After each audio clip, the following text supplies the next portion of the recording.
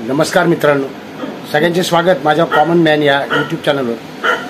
मित्रांनो, ॲडव्होकेट बाळासाहेब आंबेडकर वंचित बहुजन आघाडीचे प्रमुख यांनी परवा केलेलं विधान हे महाराष्ट्र सरकारने गंभीरतेने घ्यावे। होय, बरोबर आहे, कारण बाबासाहेब आंबेडकर यांच्याप्रमाणेच होय जे घटनेचे शिल्पकार आहेत, जे प्रज्ञा, करुणा आणि शील यांचे उपासक आहेत, असे द्रष्टे भारतरत्न डॉक्टर बाबासाहेब आंबेडकर होय ते द्रष्टे होते आणि प्रकाश आंबेडकर देखील तसेच द्रष्टे आहेत असं मला वाटतं। याचं कारण आहे, द्रष्टे याचा अर्थ मी आपल्याला सांगितलं होता मागच्या वेळी की भविष्यात घडू शकणाऱ्या घटनांचा अचूक अंदाज बांधणारे, भविष्यात घडू शकणाऱ्या घटनांचा अचूक अंदाज वर्तमानात बांधणारे। आणि म्हणूनच प्रकाश आंबेडकर यांनी जे विधान केलेलं आहे, पुतळा पडला की पाडला, यातून त्यांनी काय केलं माहिती आहे का? महाराष्ट्र सरकारला एक सूचना केलेली आहे। होय, कारण पुतळ्यावरून राजकारण सुरू आहे हे सगळे आपण बघतोच आहोत। छत्रपती शिवाजी महाराज यांचा पुतळा दुर्घटनेमध्ये पडणे ही साधी गोष्ट नव्हेच, म्हणजे अशी दुर्घटना व्हायलाच नको होती। अशी दुर्घटना का झाली, यासाठी कोण जबाबदार आहे, हा सगळा तपास आता होईलच। पण त्या दुर्घटनेबाबतचं पडला की पाडला हे विधान अतिशय महत्त्वपूर्ण आहे आणि त्यामुळे राजकारण खरं तर ढवळलं जाणार आहे। पण अजूनही महाराष्ट्र सरकारने प्रकाश आंबेडकर यांच्या विधानाला गंभीरतेने घेतलेलं नाही असं मला तरी वाटतं आहे। याचं कारण आहे, कारण अजूनही पुतळ्यावरचं राजकारण सुरूच आहे। अजून तपासाची चक्र नेमकी कुठे चालली आहेत हे कळत नाहीये। मुख्यतः जयदीप आपटे हे आरोपी फरार आहेत।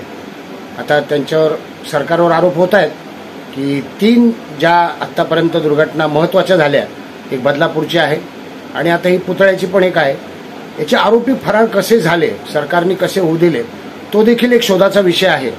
सरकार म्हणजे कोणतं? युतीचं सरकार। तर अशा सगळ्या पार्श्वभूमीवर पुन्हा एकदा व्यवस्थित चौकशी होणार का, तपासाची चक्रे व्यवस्थित फिरणार का? मी म्हटलं प्रकाश आंबेडकर देखील द्रष्टे आहेत, याचा अर्थ असा की त्यांनी सुचवलेलं आहे हे राजकारण जे सुरू आहे ना। आजच मराठा आरक्षणाच्या आंदोलनाचे प्रमुख किंवा त्या आंदोलनाला जोर देणारे, आंदोलनासाठी उपोषण करणारे, मराठा आरक्षणासाठी प्राणाची बाजी लावणारे मनोज जरांगे हे तिथे भेट द्यायला जात आहेत।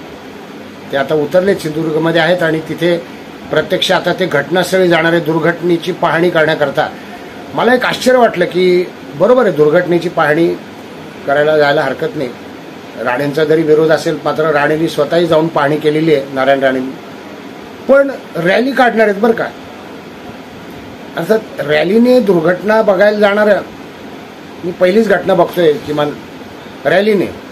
हा म्हणजे राजकीय नेते भेट देतात कोणत्याही दुर्घटनेत जागी, ते काही सोबत कार्यकर्ते त्यांचे नेते घेऊन जात असतील, पण रॅलीने वाजत गाजत दुर्घटना स्थळ बघायला जाणारे म्हणजे छत्रपती शिवाजी महाराज हिंदवी स्वराज्याचे संस्थापक यांच्या पुतळ्याबाबत जी दुर्घटना घडली आहे, पडला की पाडला हे सगळं आपल्याला माहितीच आहे। तर ते बघायला रॅली घेऊन जाणारे पहिले नेते आहेत, त्यांचं अभिनंदन मनोज जरांगेंचं की ह्या नवीन पायंड्या ते पाडतायत, दुर्घटनेची पाहणी करायला रॅलीने जायचं। प्रकाश आंबेडकरांच्या विधानाला महत्त्व याच्याकरता आहे की प्रकाश आंबेडकरांनी हे सूचित केलेलं आहे की आज जे जोडे मारो आंदोलन आहे, म्हणजे संपूर्ण महाराष्ट्रभर हे आंदोलन होणार आहे। हे आंदोलन सतत सुरू राहणार आहे विधानसभेच्या निवडणुका होईपर्यंत, कारण विरोधी पक्षाचे लोक आता काही स्वस्थ बसणार नाही आहेत। कसंही करून त्यांना युतीचं सरकार घालवायचं आहे आणि त्यांचा निशाणा देवेंद्र फडणवीस आहेतच। आता हे किती सिरियसली सरकारला कळतं आहे। प्रकाश आंबेडकर यांनी असं सुचवलंय बघा, शांतपणे विचार करा या गोष्टीचा। पडला की पाडला या विधानामागचा अर्थ असा आहे की आत्ता जरी पाडला नसेल, आत्ता जरी विरोधकांकडून कोणी किंवा काही दगाफटका झाला नसेल त्या पुतळ्याच्या बाबतीत, तरी भविष्यात म्हणजे काय, आजही उद्याही परवाही केव्हाही विधानसभेच्या निवडणुका होईपर्यंत केव्हाही आपल्या देशामध्ये अनेक महापुरुषांचे पुतळे बसवले आहेत, महाराष्ट्रात देखील आहेतच. छत्रपती शिवाजी महाराज, भारतरत्न डॉक्टर बाबासाहेब आंबेडकर, महात्मा ज्योतिबा फुले, महात्मा गांधी, हे प्रमुख नावं सांगतो मी.